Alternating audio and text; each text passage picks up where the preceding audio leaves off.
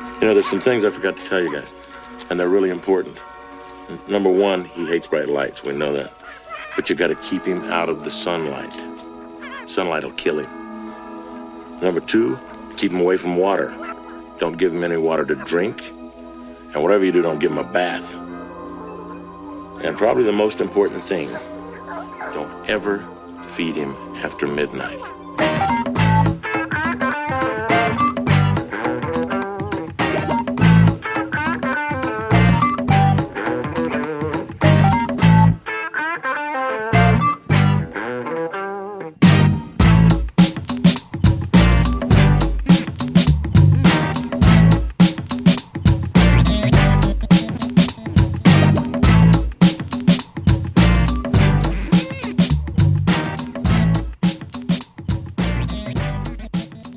Hello and welcome to episode 10 of the Mark and Me podcast. As always, I'm your host Mark, and joining me for episode 10 is the star of Gremlins, yes, the owner of Gizmo himself, Zach Galligan. Anybody that knows me or has listened to my other podcast, Skip to the End, will know my love and obsession with the 80s, especially the 80s films, and Gremlins for me is very high up there as one of my favourite films of all time. So to be able to sit down with the star of the film and talk all things Gremlins is a dream come true. This interview didn't come easy and it's been about a 6-month wait, but hey, it's all done, it's edited, and I'm ready to show you all. But just before I do, I want to give a big thank you to Dominic Burns, who's basically helped me get this interview. Without him, I wouldn't have been able to go on set and meet Jason Mewes and produce that episode, Brian O'Halloran, and now obviously Zach himself. So a massive thank you to him. But also you've heard his name mentioned quite a few times. So the good news I want to share with you all now is he will be on an upcoming episode of Mark and Me. It's all recorded and it's some of the best stuff I've done, so I'm really looking forward to you all hearing that. As I said, Gremlins is one of my favourite films. Growing up I was obsessed. When I say obsessed, I mean I still am now. But hey, it was that film that scared me as a kid. I was terrified when they actually turned into these eggs and hatched into these really horrible gremlin creatures. But it also made me laugh. And like any kid growing up, all I wanted for Christmas or my birthday was to be given a Mogwai.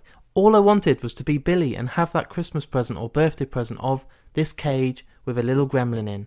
But hey, spoiler, it didn't happen, and it's depressing, but I got over it, and I've been able to sit down now and talk all things Gremlins with the man himself. So without further ado, here's my interview with Zach Galligan. I hope you all enjoy.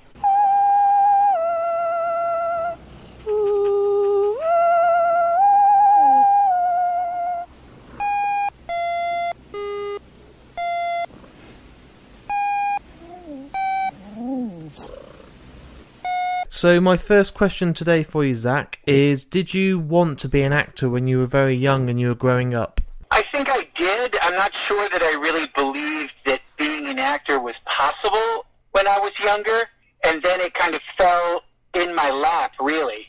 I mean, I went to a school in Manhattan, a high school in Manhattan. It was very centrally located. So casting directors, if they were looking for teenagers, they would come to our school because it tended to have the kind of jacket and tie, you know, boarding school type, even though it wasn't a boarding school, it was a day school, but had boarding school type students.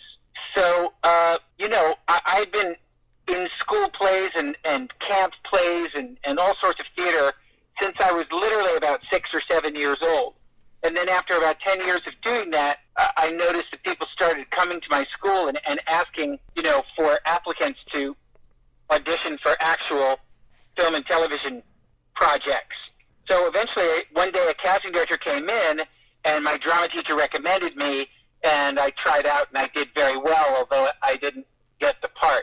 So to answer your question, I mean, I really wanted to do it, but I thought it was just a dream until it suddenly started showing up in my backyard, and then it really became less like a dream and much more like something that was, you know, legitimately possible to do. Amazing. So very early in the start of your career, a movie that I'm a big fan of, Nothing Lasts Forever, came out. How was that experience? Well, you know, I was 18 at the time. I was a senior in high school, and now all of a sudden I'm doing the lead in a movie. It's being produced by, you know, Lorne Michaels, who was who was and actually is still at Saturday Night Live, you know, and Bill Murray, Dan Aykroyd, and John Belushi were in it. Now, of course, Belushi passed away before, you know, the production got started. But when I was auditioning for it, he was slated to be in it as well. People kind of forget at the time, in 1982, Murray, Aykroyd, Belushi were like, they were it. I mean, they were absolutely the biggest American comedy stars you could think of at the time. I mean, they were the Blues Brothers, for God's sake, and Stripes and Meatballs and everything like that. I mean, it was lunacy. So when I got the part, I was simultaneously unbelievably excited and absolutely terrified because I knew full well that I barely knew what I was doing, and I really just had to, you know, luckily I kind of naively trusted in the director's ability to steer me through the project. And of course, Tom Schiller did a very nice job, but I think he was kind of, you know, learning how to direct actors at the same time that I was learning how to act for the camera. So it was unbelievably thrilling, and probably getting that part was the biggest jolt of adrenaline maybe I've ever had in my life, even more so than Gremlins, because Gremlins was kind of the second time, so the first cut is the deepest. So that first role that you get that really, you know, is going to make some kind of an impact, even though it ended up not making any impact, it's pretty mind-blowing. Yeah, no one can take that away, can they? The first time you see your name in the credits on the big screen, it must have been like, yes, this is a taste of it, you know? Yeah, well, it was very surreal because your name pops up first, and then it's just with Bill Murray and Dan Aykroyd, and you're just like, what? What parallel universe is this that I'm living in? I'm the star, and they're the supporting actors. Did you think at that point you might wake up from a really mean dream that teased you? Well, right about the time when I was getting super excited about it, it kind of became clear that it was going to get shelved because they didn't really know how to market it. But of course, right around that time was almost exactly the time that I got Gremlins. So you got to realize, when you're 19, you're like, I did this one movie, and now I'm doing this Spielberg movie. Oh, well, the first one's not coming out. Oh, well, that's okay. I have the second one. And I'll do 17 more movies every year after that. You know, you think it's just going to endlessly roll onwards because what do you know? You know, you're booking a movie every 10 months. So obviously you're doing something right, so why would it ever end? And of course the answer was, well, when you turn 22 and every single person in the planet gets out of drama school, and suddenly instead of competing with the same 10 people, you're now competing with an extra 1,000 people. Well, that's when it starts to slow down and end, when suddenly you're not the only person who can do this. Now there's all sorts of people with training and expertise who you're now competing with instead of the same 8 dudes. Yeah, it's quite scary, isn't it? And it's obviously, since time's gone on and many years ago since then, it's probably just got worse and worse and even more of a challenge. So to even get spotted nowadays must be just a success in itself. Well, I often wonder, if I hadn't, you know, been asked by casting directors at 17, if I'd just gone to college and come out and tried to be an actor, which I probably wouldn't have, but if I had tried at 22, like most of the other people had, would I really have made it? I don't know. You know, maybe I wouldn't have. We obviously mentioned the big ticket movie itself just a year after that of Gremlins 1. How did that come about? I mean, was it just a case of going for an audition for the film Gremlins, or were you linked with someone that kind of told you about this part that was coming up? Because it just seems a huge production, and with the people involved at that stage, to kind of, like, your second movie is just mind-blowing. Well, I think what happened is, you know, I'd done this lead in this movie with Saturday Night Live people, and in the business, I think that put me on everybody's radar right away. They're like, who is this kid? We never even heard of this kid. So that put me on a lot of the studio lists. And then once you get on the studio lists, really for the next 2 or 3 years, and I wish somebody had told me this at the time, but for the next 2 or 3 years, you get to go up for every single good project that comes down the pike, and you have to kind of follow it up with something, or else you fall off the list. It's kind of like getting into a club, and then after 2 hours, if you don't say something witty, the bouncer comes and throws you back out onto the street. I love that example. So, yeah, it's like you're sitting there, it's like, sir, you haven't done anything interesting in 2 hours. Get the fuck out of here. And they just hurl you out into the sidewalk. Yeah, so I'd gotten on, I think, everybody's radar. So that pretty much guaranteed that I was going to go up for a lot of good stuff, which I did. I went up for all sorts of amazing things back then, like War Games and The Outsiders and Breakfast Club. And, basically, I think the key thing was getting that first movie put me on the lists of people to see that the studios wanted to see. And then it was just like, I went in and read for the casting director. She was like, great. Came back the next day, read for the producer. Should have read for Joe Dante as well. He was sick he was plane sick because he hates to fly. So he couldn't make that one. So I read for the producer. The producer was like, great. Can you come in for the mix and match? I was like, when's that? He's like, the next day, or maybe it was 2 days later. Can't really remember. I was like, you know what? I'm kind of leaving for Fort Lauderdale on that day for, like, spring break. I have a flight at, like, noon. And they're like, well, can you come in at, like, 10? I was like, yeah, sure. So I was one of the first people to come in that morning. And when I walked in, there was Phoebe Cates, who I had auditioned with before on a couple of other things. Although, oddly, I did not go up for Fast Times at Ridgemont High. My guess is I just missed that movie. Yeah. I just didn't get there in time. And so I walked in and I saw her, and she was like, hey, because she recognized me from something else we had read for a couple of months earlier that neither one of us got, which is par for the course. Most people don't get the movies they read for. You get one out of every 20 unless you become huge, and then people start offering you stuff. So I walked in, and she was like, what's going on? And I was like, oh, hey, cool. I hope we're reading together. And she was like, do you want to run the lines? I'm like, sure, we'll run the lines. So I sat down, I ran the lines with her, and wouldn't you know it, the door opened, and the casting director popped her head out. She was like, Zach, Phoebe? Like we were paired next. And we looked at each other like, well, I guess this is it. And I think, you're talking 34 years ago, so my memory's a little sketchy. But I think we had managed to go through the scene like a time or two, something like that, time and a half. We definitely run it through at least once so that we had kind of had an idea what the other person was going to do. Then we got called in, and we just did it and had fun. And it was easy for me to pretend I had a crush on her because I had a crush on her. Who didn't at that age? No one I've ever met. I read somewhere that Spielberg saw this chemistry and just thought it was so sincere. And hearing you admit that you had a crush on her must have been effortless to portray that smitten eyes and smitten smiley face being in front of such a beautiful actress as Phoebe is herself. Yeah, and at the time, she's about 6 months older than I am, so at the time we were essentially the same age.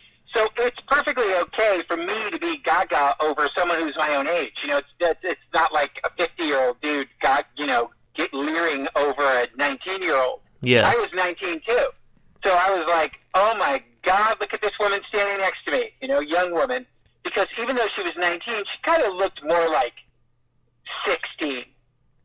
In person, she still has a very youthful quality about her. There's nothing about her that really seemed like, she seemed at the time, even though she was a young woman, she kind of seemed more like a girl. She had like a ponytail, and she had like the jeans with the little zippers down by the ankles. Yeah. And she had this new kind of sneaker, or as you call them in England, trainers.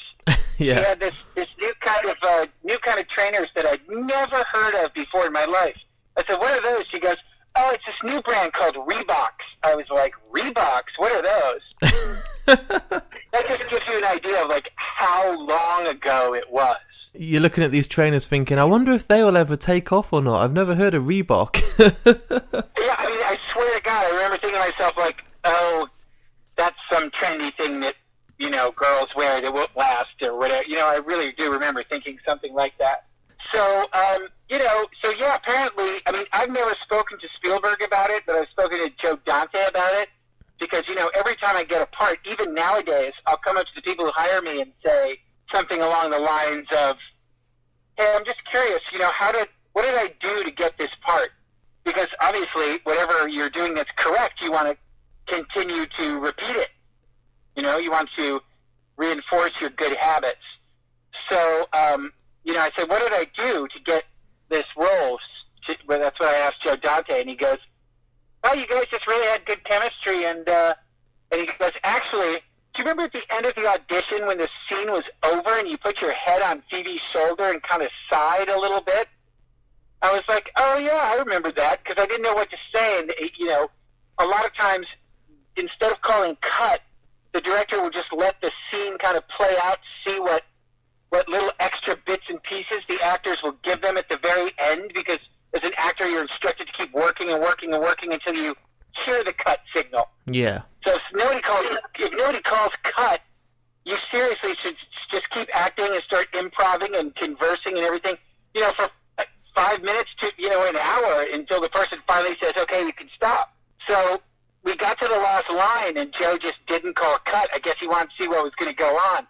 And so we were standing shoulder to shoulder. I didn't really know what else to do.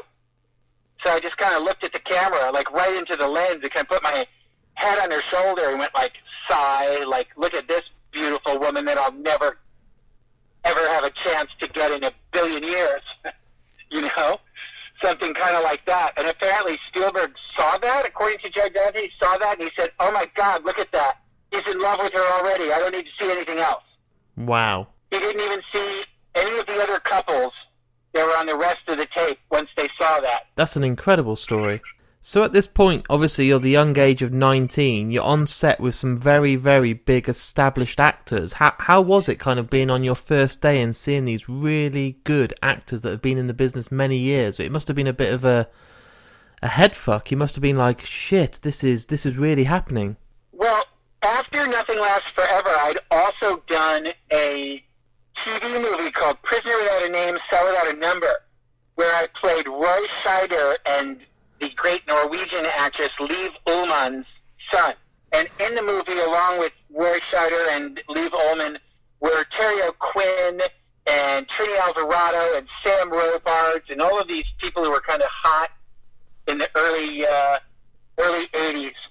So between Bill Murray and Dan Aykroyd and Imogen Coca and Eddie Fisher and Sam Jaffe and Roy Scheider and Liv Ullmann and et cetera, Terry O'Quinn and everybody, by the time I got to Gremlins, there was really nobody on the set that intimidated me, because there was, there really aren't a lot of big names, I mean, like, for example, Judge Reinhold was Phoebe's friend from Fast Times. She was like, wait till you meet Judge, he's awesome, so that I relaxed about. Polly Holiday I'd seen on Flow, but after working with the guy from Jaws, you're really going to be intimidated by Polly Holiday? No. So basically, once you had worked with people like Murray and Aykroyd and Hollywood legends like Sam Jaffe and stuff like that, I would go so far as to say once I was 19, I have not been intimidated by anybody else.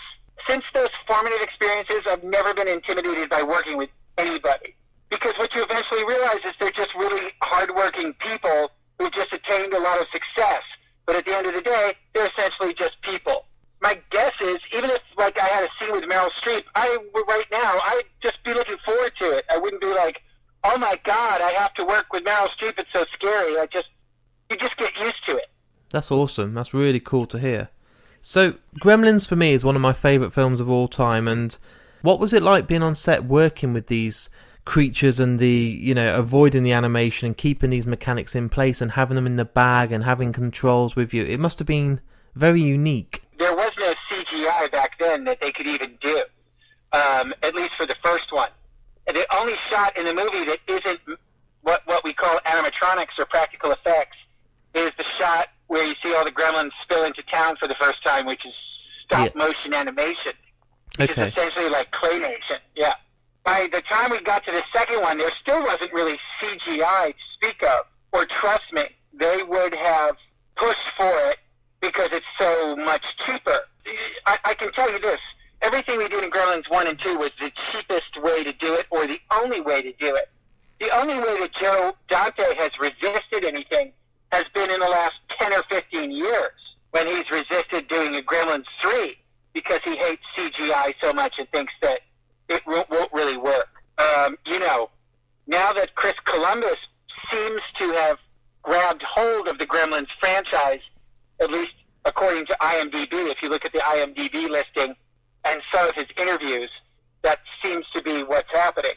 I think you'll probably see, if they do a Gremlins 3, I can't imagine they wouldn't do CGI, at least for the Gremlins themselves, kind of like the apes for the Planet of the Apes.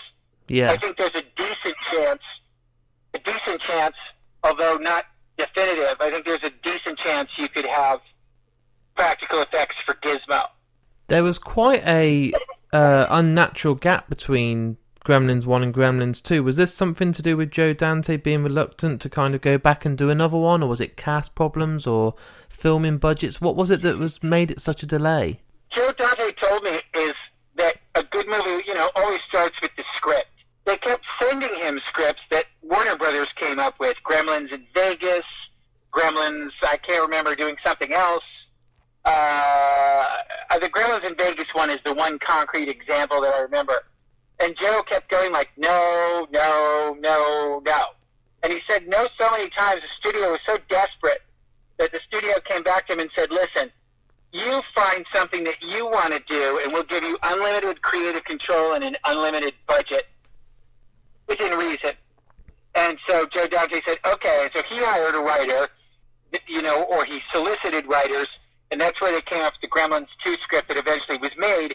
And, of course, Joe Dante made his essentially ultimate cartoon movie, ultimate live-action Mad Magazine movie in Gremlins 2, which some people love to death and think is absolutely subversive and brilliant, and other people don't like and think is, overwrought Muppet movie. For me, Gremlins has now become a go-to Christmas movie, and most of us in the UK and the Prince Charles in London and stuff does it as a Christmas film, that and Die Hard. What's your kind of thoughts on it becoming the kind of unconventional holiday traditional movie now? I think the fact that Gremlins has morphed into a Christmas movie is probably the best thing that ever happened to it. I think it guarantees anywhere from another 10 to 50 years of longevity. It has a kind of timeless quality to it. I think that if it hadn't morphed into a Christmas movie, maybe they wouldn't even be thinking about Gremlins 3 because it would have ceased to become relevant culturally. But the fact that it and Die Hard and other films have become these so-called sort of subversive or unconventional Christmas movies, as you call it, thanks to the internet, is absolutely the best thing that ever happened to the film. And I always thought that releasing it in June was clever, but I never really understood why they didn't release it around Christmas, to be honest. You've mentioned a couple of times on this interview Gremlins 3, and it's, like you said, you see on IMDb, you hear rumours all the time. It's not going to be a reboot, I've heard. Is it going to be around the lines of kind of like Jurassic World, where it'll be still touching upon the original, or do you think they'll completely forget about the original and just make it this own story within itself? Or it seems a bit all up in the air, and you're going to know better than anyone. Well, it's funny, every time I talk about this, I get attributed in the article as like leaking details. But the fact of the matter is, I'm merely repeating what Chris Columbus says in interviews that you can pull up, that any person can pull up on the web. What he said in one particular interview is that it's a part 3, that it takes place in current times, that it references at least the first movie. I'm not sure whether it'll reference the second movie because he didn't have anything to do with it, and it's difficult to glean what his opinion of the second one is, provided that it wasn't really his baby. The first one was really his baby. So it's definitely a part 3. It's not a reboot. Takes place in modern times. And the other thing that he said is that it will have, quote, some old characters and some new characters. It's such a tease, isn't it? Well, of course. I mean, the guy's a good salesman, so that's what you want to say. You want to get people intrigued by it and whatnot. So, I mean, that kind of, and then the other thing that he discussed is that, and this was all right around a couple of years ago, I think it was April 2015, when he discussed the first Force Awakens trailer came out, where you saw Han and Chewie for the first time in, like, so long. Yep. And he talked about that. He said he saw that and he cried. He said he was in the cinema and well, he didn't cry, but he said like a tear came to his eye. He got misty. And he really realized the power of nostalgia And he said that that's what he wanted to incorporate into a Gremlins 3. So, you know, you have to ask the logical question, which is, what is it from the first Gremlins that if you showed people, they would get misty? In my head now, I'm picturing you opening a door, looking down to Gizmo and saying, "Gizmo, we're home," in Han Solo's voice. That would be the ultimate trip back to the 80s. Right, but it's kind of interesting that the first thing you said was me and Gizmo. Yeah. Now you're teasing me too much. I don't have any idea what's going on at all. You know, I mean, people are always stunned when I tell them this, but Phoebe and I didn't find out about Gremlins 2 until about 3 months before they started shooting it. Wow. So the actors are always the last to know because really, quite frankly, you know, if I'm honest, what do they have to do? All they have to do is call me up and go, "Hey, 3 months from now, are you free?" And I'm like, "Yup." And they're like, "Okay, here's the money. Will you take it?" I'm like, "Yup." They're like, "Good." So what's really the rush? My last question for you on Gremlins, is it true now that you did all the belching noises yourself? Because I know Michael Winslow did some of the voices for the Gremlins, but was it you that actually did all the burping? Well, what happened is I used to, because, you know, I was pretty bored and I was young and I was rambunctious, and on the first Gremlins, I would drink a lot of soda. In fact, I drank so much soda that I needed literally about $5,000 worth of dental work when the movie was over. And I would drink the diet soda, and I would belch really loudly just to crack people up. And so Joe Dante would be like, that is absolutely disgusting. It's also kind of remarkable. So when it came time to do my looping for Gremlins 2, Joe Dante goes, "We're going to need you to do a whole bunch of lines and some sound effects, some heavy breathing, running down the hallways and whatnot." I said, "Sure." And he goes, "I don't know if you're willing to do this, but we need some quality Gremlin belching, and we know you could do that." I said, "Oh, yeah, I can do that for sure." And so he goes, "Okay." He goes, "We'll do that. We'll save that for last." So I did all of the lines, and then he said, "Okay, get ready." And I said, "Hold on, I need some ammunition." And so I got an ice-cold Diet Pepsi or something like that out of the cooler in this sound recording studio. And I'll never forget this. There were two guys at the mixing board who were in the same room with me, and I was about 10 feet in front of them with one of those microphones that had kind of a circular screen in front of it. Yeah. So it stopped the P's and the T's from popping. So they said, "Are you ready?" And I said, you start rolling and tell me when, and I'll drink the soda, and you just point at me, and I'll just let it rip. They said, "Okay." So they did that. I took a couple of huge gulps of soda, and they pointed at me, and I sort of turned my back to them, and I just let it rip. I was just going like, "Brah, brah, brah, brah." And I was just, I probably belched as much as I could nonstop for about 30 or 40 seconds.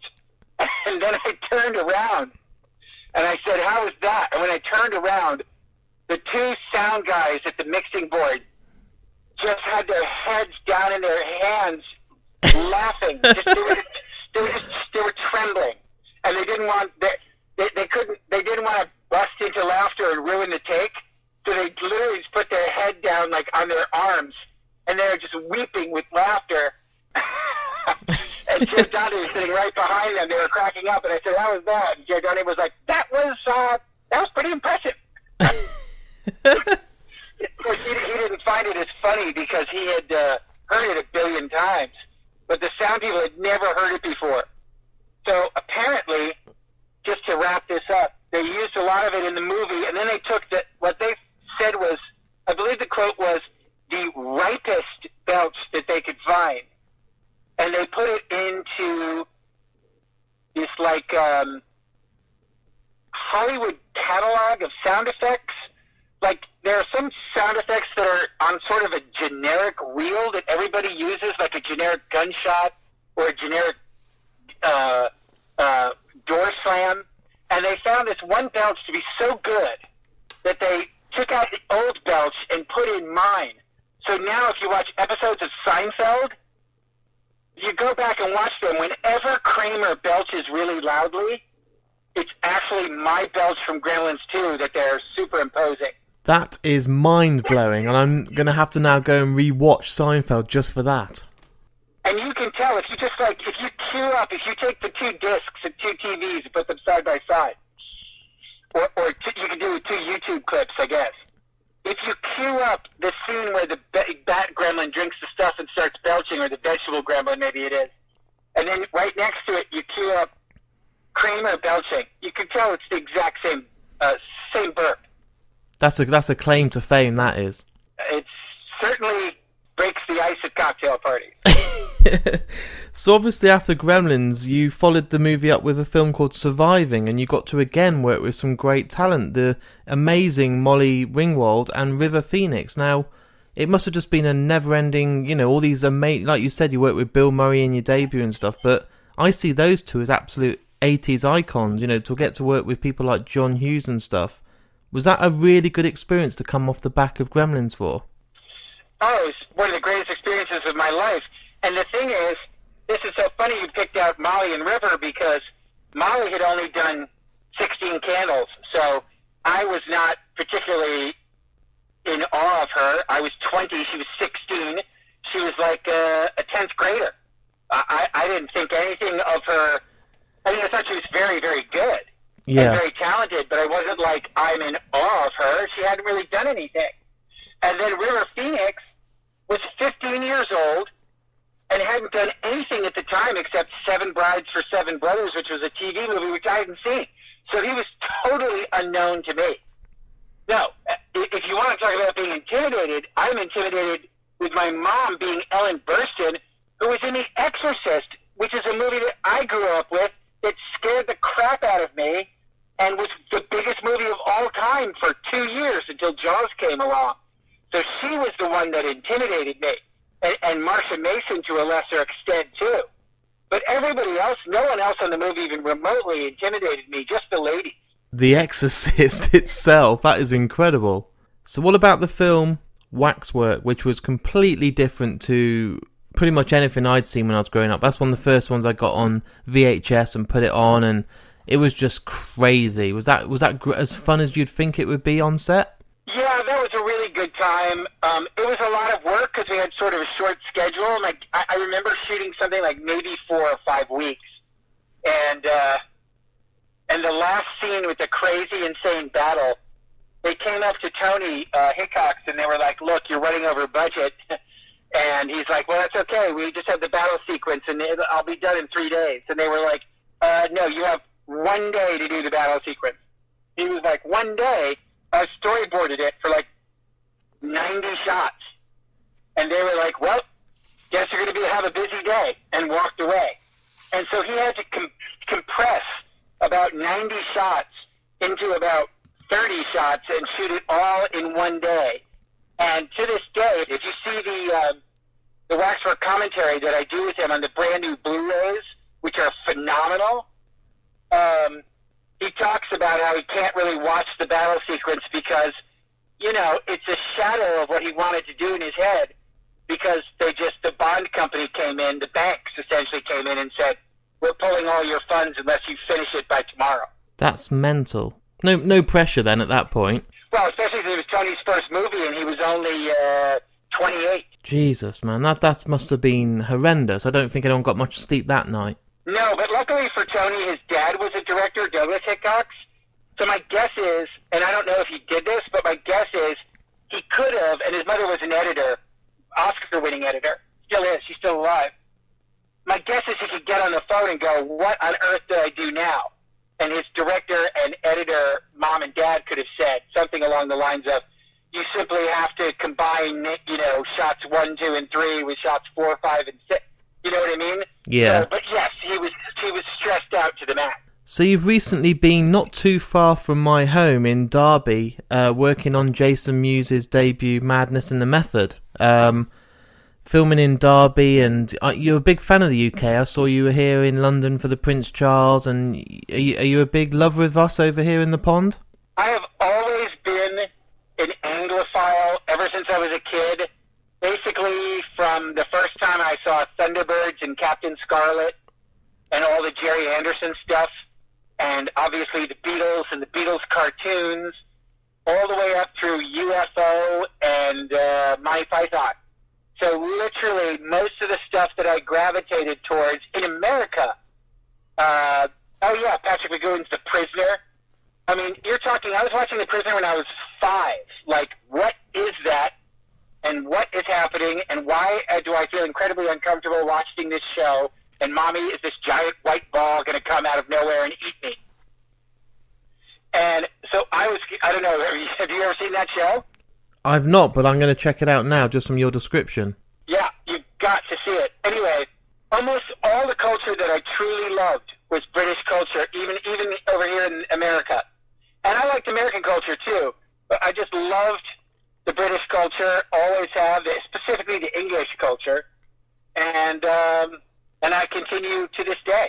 So how was it then, coming back and working with Jason on his debut and working alongside Dominic and stuff? I attended the set for a few days and I thought it looked unbelievable, and I thought everyone was having a blast. It felt like being part of a big family.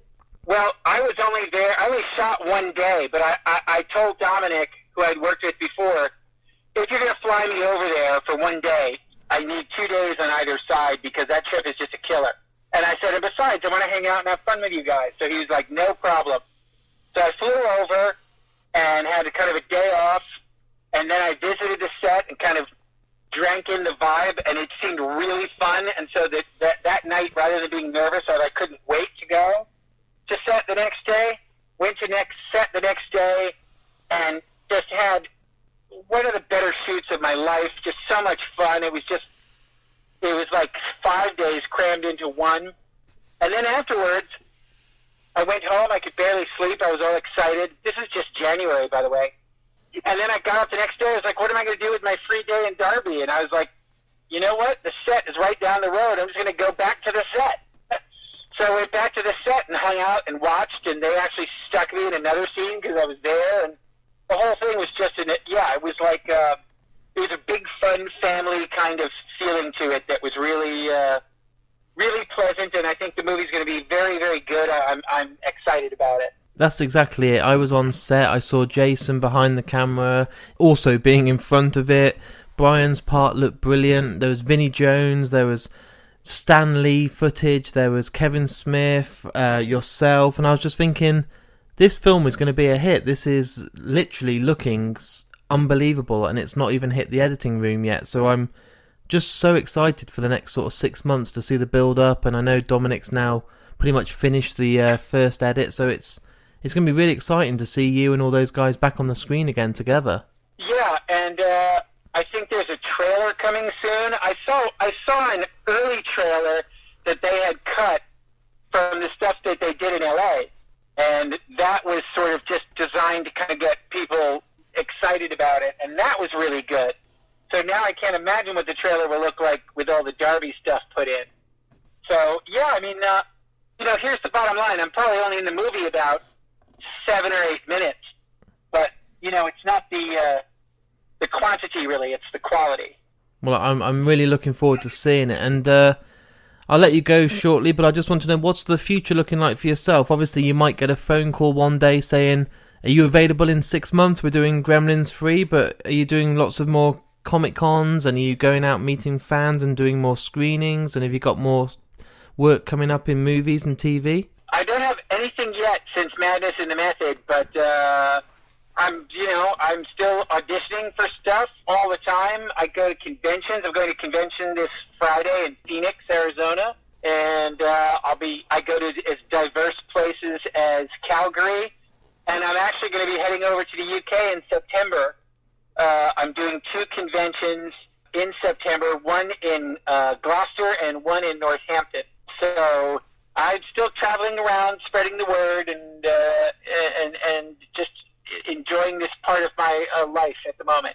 It all sounds really, really promising. I'll try and get down to Northampton, and I will be the first one in the screen to watch Madness and the Method. So I want to thank you for your time today. It's been an absolute pleasure to speak to you, and I really appreciate you taking the time to talk to me. Of course, my pleasure. So there it is, the interview with Zach Galligan himself.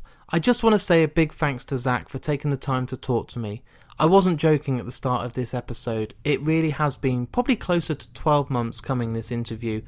I didn't think it would actually happen. There's been times where I thought it would fell through, but hey, it's recorded, it's edited, you're listening to it now, it really has happened, and I just want to say a big thank you for him for taking the time to talk to me. As always, usually the best guests are the ones that take the most work and effort to get, so hey, the payoff has been fantastic and all the hard work has been worth every second. And hey, a big thank you to you all for listening. You know, I'm already at episode 10, which is crazy. This is my side project. This isn't my main podcast. You know this. Skip to the End is my main big baby, but this is a really good opportunity to sit down with some of my favourite people in the business and have some good conversations. And this won't stop. You know, I've only just got started and there's some really, really good content in the bag that I'm really looking forward to sharing with you all.